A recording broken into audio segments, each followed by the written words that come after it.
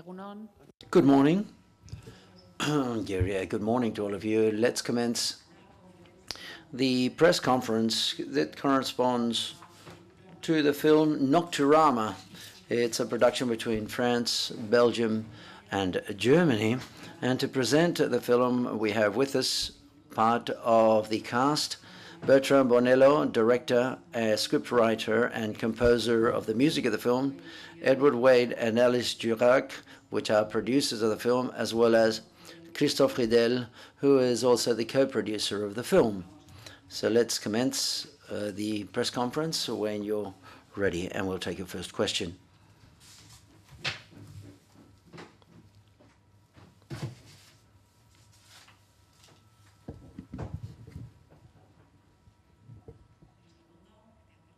Hang on, they will give you a microphone. There you go.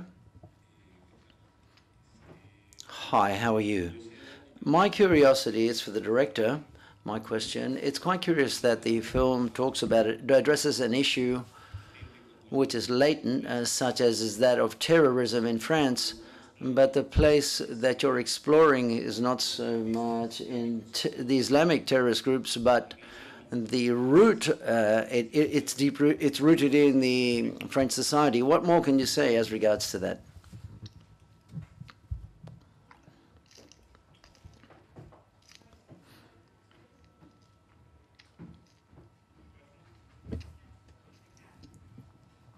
Voilà. No, I have it. She will repeat it. repetir? The translator will repeat it. Don't worry.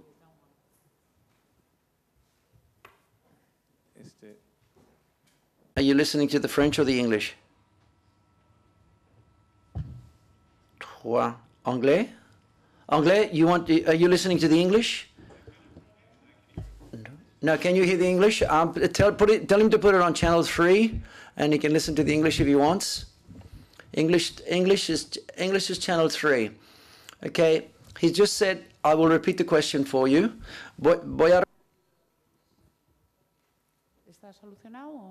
The question is, generally, due to the fact that there have been Islamic fundamentalist terrorist attacks in France, I know that the film doesn't address that. You're addressing terrorist attacks, but that have to do with French society. They're done by people in French society. Could you expand on that? Due to the fact that it's not related to Islamic fundamental terrorist attacks, but with terrorist attacks in French society. Could you address that issue? And you can speak French if you want. I think we have a French interpreter, okay? Oui, en effet, le film n'a rien à voir avec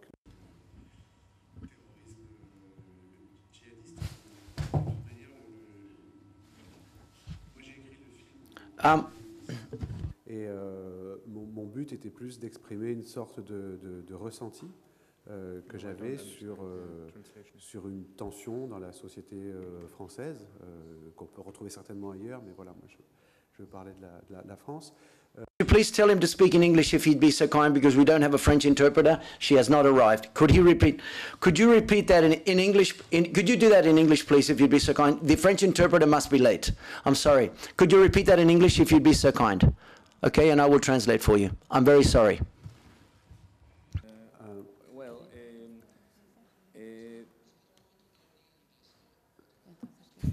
Could you repeat your answer in English? Vale, no. Okay, I'll try in English, though it's a little tricky. No, it's true that when I started to write the film in 2010, my intention was to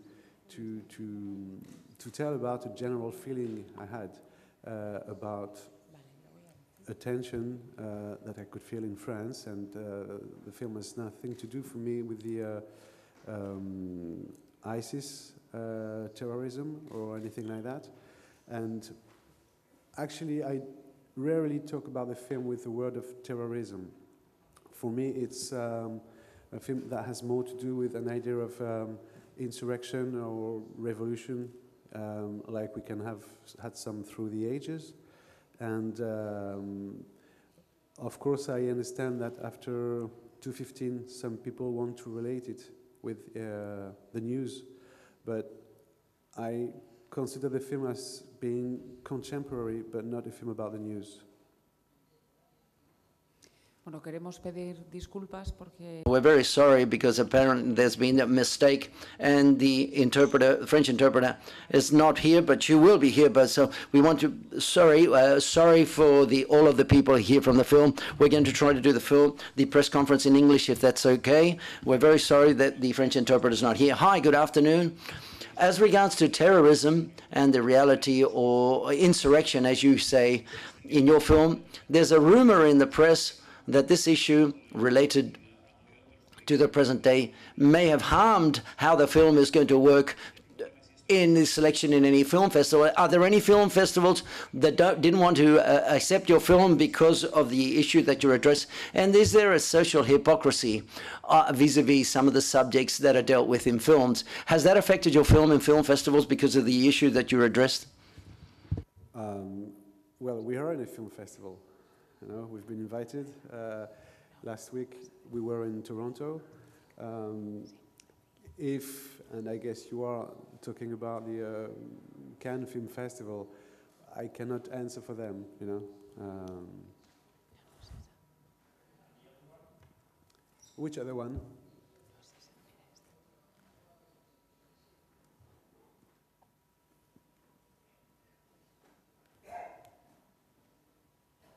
Imagine here, is there any other? Are there any other film festivals that the film has not been accepted in due to the subject matter you deal with? And that's what I think he's saying. No, we shown the film quite early, around April or May, to here, San Sebastian and Toronto. They invited us very quickly, so for us it was perfect.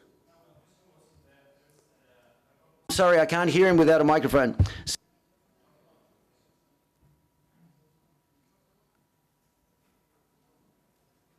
I think he didn't hear the question. Oh, well, he hasn't got a microphone.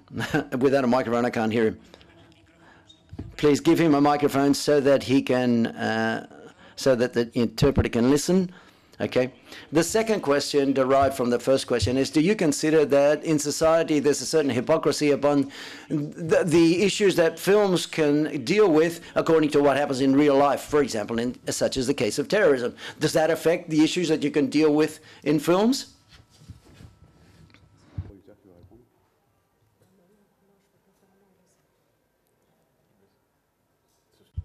Is there a certain hypocrisy? Sorry, what do you mean by hypocrisy? I don't understand quite well. No entiendo tu... Por hipocresía quiero decir relacionado. Hypocrisy, I mean, as the director was saying by the Cannes Film Festival, sometimes reality puts us in front of situations that certain people are afraid to see in films. Many examples occur to me. The fear of showing suicides in films, the fear of showing terrorist violence in films. What I'm asking is whether politics, whether society influences in decisions upon art, and art should be free to address whatever issues it wants to. Well, the very best proof that art is free is that this film exists, as well as many others today, and that it can also get away to the market and get financed. And a lot of people are gathered in this precise project for the purpose of talking about what it's talking about. So I don't think there's any hypocrisy, and I think that nowadays, hopefully, cinema as an art is well protected from this hypocrisy you're talking about, because as I can see all around the world.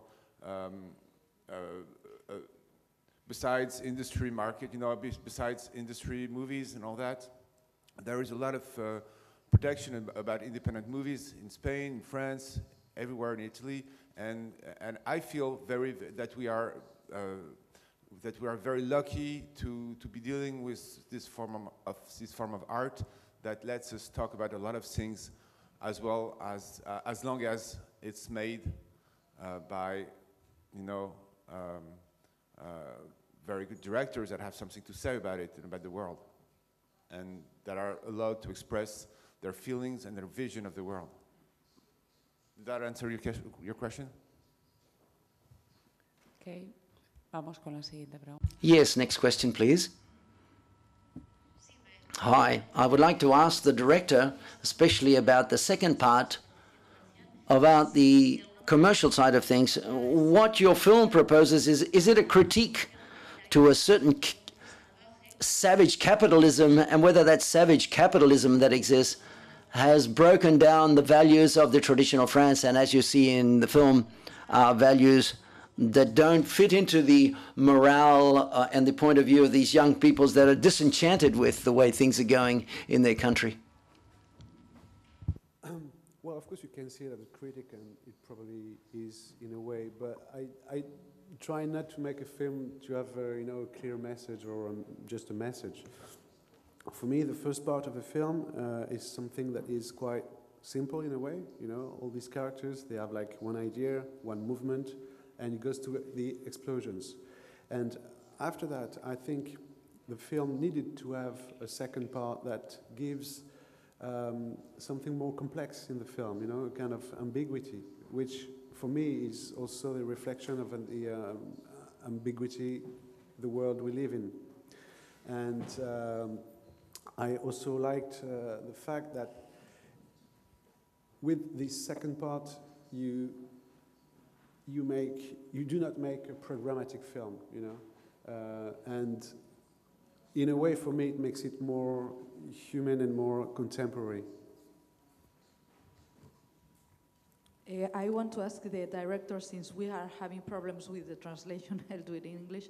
So, do you think the French society is ready to confront their own demons? Because we have had terrorism in this country for 40 years, then we suffer the jihadism explosions in Madrid, and somehow I'm talking from my own point of view, is that we felt, I felt that somehow we were regarded like you have terrorism because you deserve terrorism since you come from the Franco's regime or wherever. Do you think the French society, this proud, the proud elite, is ready to confront their own demons, their own kids, the society they created? But you're not talking about the film there, you're talking about... Yes, I mean the French society regarding your movie, because it's really, I think what David, he meant is that for us, the movie journalist is very strange that your movie wasn't at Cannes Film Festival. So what we thought is that they don't accept the movie because they don't want to confront their demons. So this is my question. Excuse me, you may answer in French if you prefer, because we definitely have a French translator. Okay, like you prefer. Non, ok, je vais répondre en français. Encore une fois, je peux pas parler au nom du Festival de Cannes. I can't talk on behalf of the Cannes Film Festival, but I can see when we showed the film in France, the journalists, we saw that many journalists needed a bit of time. And that seems to me quite good and very healthy to take that time so that the film can be, so to speak, digested. Albeit as regards to Cannes. Cannes is a place where the journalists don't have time to reflect, to be able to think, and perhaps, and things were okay, that is to say, to go by indifferently, and that people can take some time to reflect upon things. As regards to this French society and its demons, perhaps historically it is true that they do have a relationship with fiction, which is another more complicated relationship vis-a-vis than that of the United States or Greece, vis-a-vis their own situations, or to their own catharsis, where fiction via theatre helped them to live through certain things. And perhaps France, it doesn't work that much. The relationship between reality and fiction is a relationship which is a bit more delicate. But in order to go back to the film, those that have the greatest problems is the people that have not seen it, because they've made an idea of what has been heard. They've listened to bombs, attacks with bombs. But those that have seen the film, they may like it or may not like it. That's all well and good. But they put it in its just place, in the right place. And it's far away from what took place in 2015, that has nothing to do with Daesh, with his sources and origins stem from another place. Congratulations for the film. I would like to ask the director for his point of view. We see these young kids from a very objective point of view, without judging them. We don't even know why they do what they do. And when this morning I was watching the film, the second part of the shopping mall, there was an idea that your idea that the revolution can't come from within the system, because the system is very tempting, and it's very difficult to control the system and to go against the system. And then also, what surprises me is how you film the reaction of the state, because it's relentless. They say the kids give in, but the state kills them and murders them, and so it's quite desolate. There's a lot of desolation in the film. It's desolation. It's quite desolating, because it seems that there's no way out for these kids.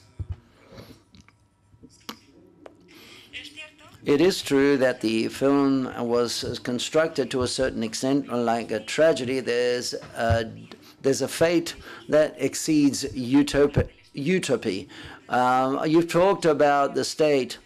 You say that it's constructed from the point of view of the characters, and that is true. We are continuously with them. We don't abandon them. And what they know, and what they see is what we see. The representation of the state is seen from their point of view. And I think there's no other way out. It is true that the police force appears there they arrive and they finish the operation off. I could have done a parallel setup and demonstrate how they reacted and how they gave their explanations, why and how. But I have wanted to stick to the idea of always being on the side of my characters. And then I've also worked with a former expert in terrorism. He came to see in the sets in the 8 floors of the shopping mall with not much visibility. He asked questions about how many people were inside. He asked me, is there plastic there? We don't know. Are there hostages? We don't know. So therefore, vis-a-vis a lot of things that we don't know, I think that the police only has one mission, is to finish the operation off. So therefore, from the point of view of the characters, it might seem a bit violent, but from the point of view of the police, there's a certain logic there. It's not a film that says that this is good and this is bad or evil. My idea was not to transmit a message, neither to take a position. It's just to have a point of view as a director vis-a-vis a feeling that I have, that it seems to me to be quite realistic at that moment. Next question, please. Hi. Would like to ask the director, could you make some nuances as regards to insurrection and terrorism? To what measures and what's the point of view there? And I would like to ask, as regards to what you've just asked, why you've not wanted to show, just like you show the point of view of the characters and what they see, why not what they think? Why did you not want, as you said, do a parallel setup, explain the reasons and what has taken them to commit those acts of terrorism, so to speak?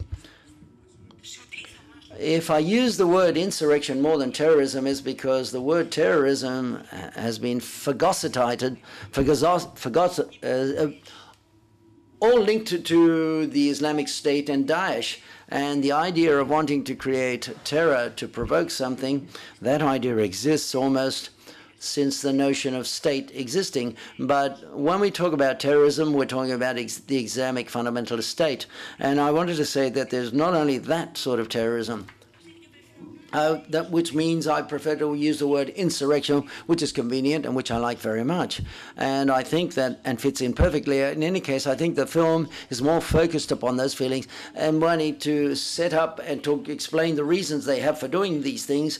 I wanted to circumscribe the film for less than one day in 24 hours, and to stick more to the hows more than the whys. In any case, the conversations these young people can have outside are not difficult to find out. We can imagine them quite perfectly, why they do, and to listen to the conversation and then the action. This would create a certain distance, but I think to be immediately right into the action allows us to accompany the characters, to be by their side, and to try to explain this. This would give a reason or a reasoning or a rationale to all of this, and there's something that's not rational in all of this. I know we're always trying to find explanations to make us feel more relaxed, but that wasn't the objective of my film.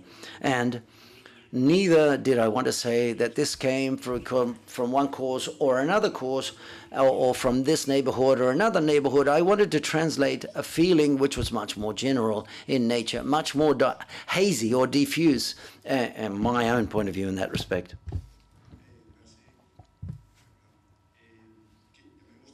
I wanted to ask the question to the other, Bertrand Bornello, the composer. 5 years ago in Gijón, you said in a press conference like this, music was your world. I would like to ask you whether you still believe that. And a second question, whether that effect, which is almost liturgical, that the film music exercises on your films. In this film, you finished the music before the script. Due to that. No, when I said that the music is my world, is because it's something that I've been doing since I was very young, and I learned to play music before that I learned to read. So therefore it's something a bit more intuitive or instinctive, shall we say, or simpler, that doesn't require words. Film is articulated with a way of thinking, and it requires a greater effort. But then obviously, just like with other films, here the music was made and prepared while I was writing the script.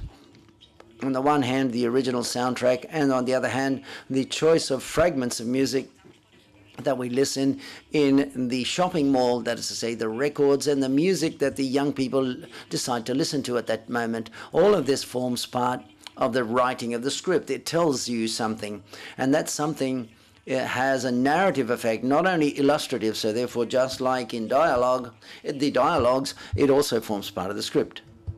Congratulations for the film. I would like to ask the director about how you casted your actors. What was it like was it difficult to select the young actors and the young cast, and was it difficult with different complex and diffuse and hazy points of view, was it difficult for the young actors to portray the roles? The casting wasn't that difficult, but it did take a long time when we want actors or young people that are unknown, and to set up a group of actors, that takes time. And it's true that here we needed time to do so, 7 or 8 or 9 months until we found the last of the young actors. I had an idea, theoretically, of mixing young people who had a bit of experience and others that had no experience, to try to set up a group so that it would be very rich from a musical standpoint almost. And those that had never acted beforehand and who had never worked, we went to find them between political movements, young people that went to radical demonstration, that understood the subject matter quite well. But in general, and because of course this is a script that I wrote on my own in my office, and then when I started to find and meet many young people to tell them the story, I was surprised enormously that they had no difficulty at all in understanding it and to feel it. And so therefore, no, that wasn't too difficult. To make them form part of the film and to enter the film wasn't difficult. That's as regards to the subject matter, they understood it. Then obviously I've tried the film to form part of them as well, and them to portray their roles. But the most important thing are the different meetings that I had during the casting process. Hi, good morning. I've just arrived to the press conference, and I'm not too sure whether the question has already been asked or not. First of all, congratulations. It's a film which is quite disturbing, very powerful. But please tell me, I've got 2 questions.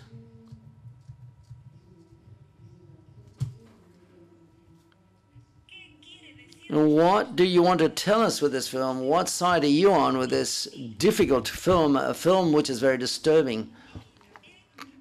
And also, another issue, why did the police kill everybody at the end? I'd like you to answer this. Yes, the question has already been asked, but I will answer nevertheless very briefly. First of all, I have no message to transmit, no particular message. I don't take a position whether in favor or against anything. I just simply, I've got a feeling of a certain violence that existed, and I put this on the screen in the best way possible.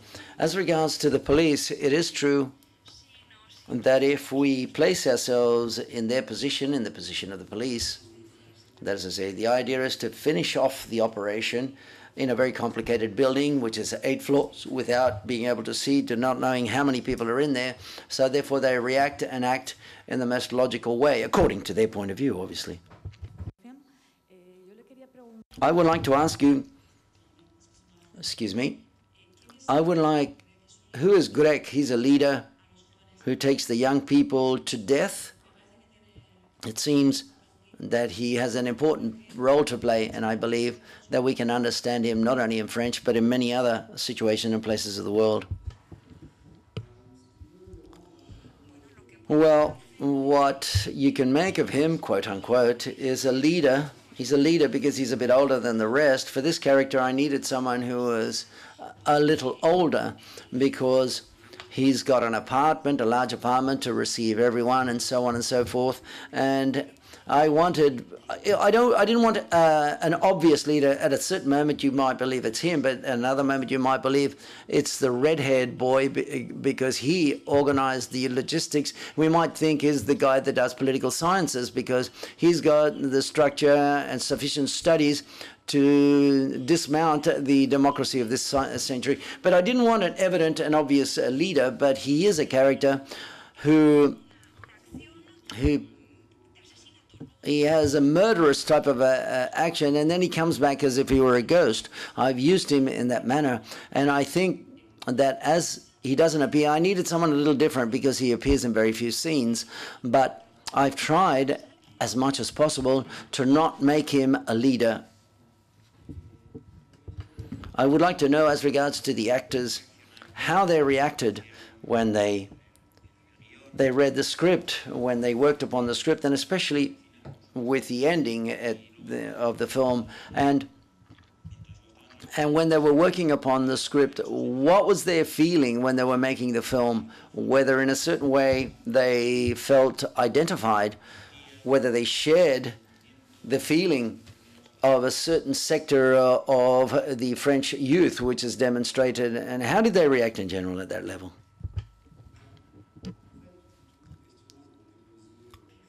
Well, during the casting process, we were able to talk about all of this, and I insist, I was surprised. They asked me very little. They thought it was quite obvious what was going on. And then they did ask me questions, says, I can't survive. Why can't I survive and live at the end of the film? No, they accepted the film as such from the outset. And I'm under the impression that the film was quite evocative for them. And then, as regards to the doubts they may have had or their fears, they were cinematographic in nature. That is to say, for how to portray this part of the character or another part of the character, whether we could shoot forward or backwards. That is to say, practical issues. But as regards to their feelings vis-a-vis the film, I saw that the things were quite clear vis-a-vis the project and what they did. Any further questions? Hi. Congratulations for the film, first of all, because I liked it very much. And I would like to ask a question. I'm interested in what you said, that the film, you started to think about it, to write it in 2010. You started to write the script on your own in your office, and I'd like to know about how you wrote it. That is to say, how did you start to structure the film? I'm very interested because it's based upon a specific period in time, and I was interested in the first part of the narrative because I thought it was marvelous, and I imagine how you're capable of writing which was quite special, that part of the film. Bah, en fait,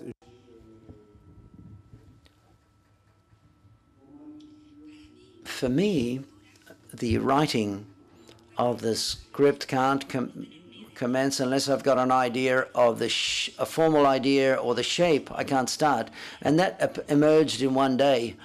All of a sudden I felt the wanting to make that film, and that's where the form started up. I started up on an A4 sheet, and everything I wrote there, that's where the whole film was, the two parts of the film, the on location, the three acts, the movement, the stop at a certain moment, and the fact that I didn't abandon the characters to work upon everything that was simultaneous.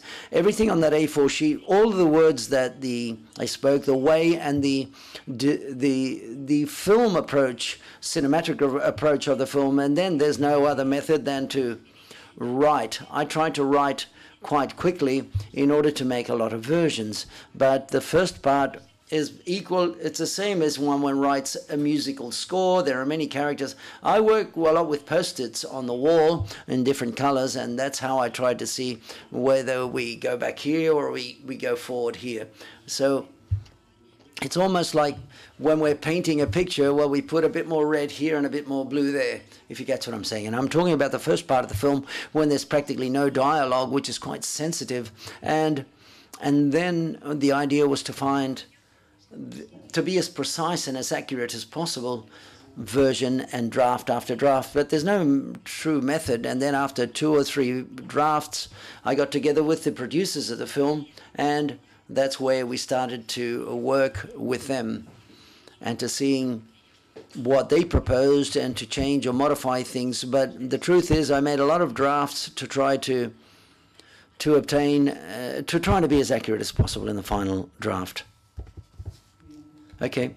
Sorry, excuse me. This seems there's another question. Yes.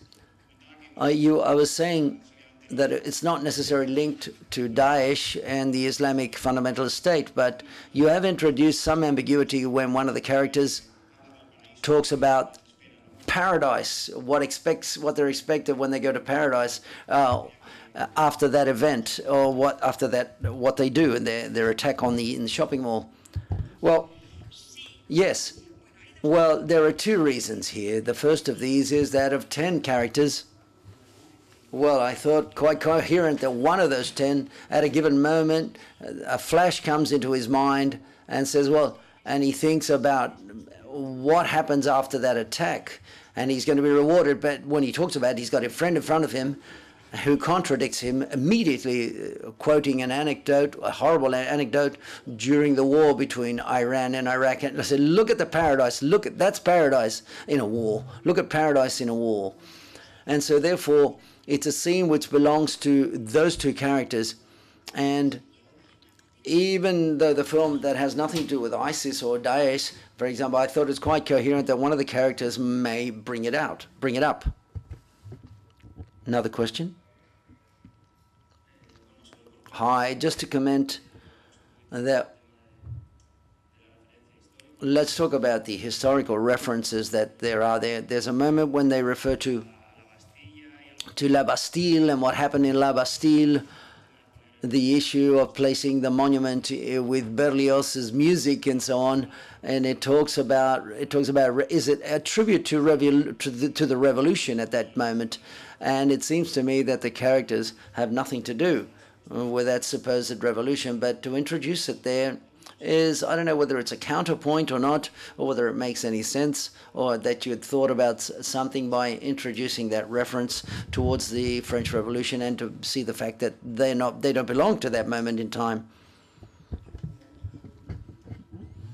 Let's not forget that these are characters that are between 18 and 21 years of age, so therefore the discourse of the film is their discourse with that age. What I liked in that scene when they talked about La Bastille is a boy who lives in the outskirts, in La Banlieue, in the outskirts of Paris, in a difficult neighborhood, a tough neighborhood, and it's quite curious that he was interested in the history of France, and that's what I was interested in that subject. And there are links, cause effects are links, and he's interested in France, in the revolution, French Revolution, and all of a sudden they says that That monument represents the revolution. Like many other people, these are the links that I've manufactured and are much more interested than to knowing whether they're revolutionaries or not.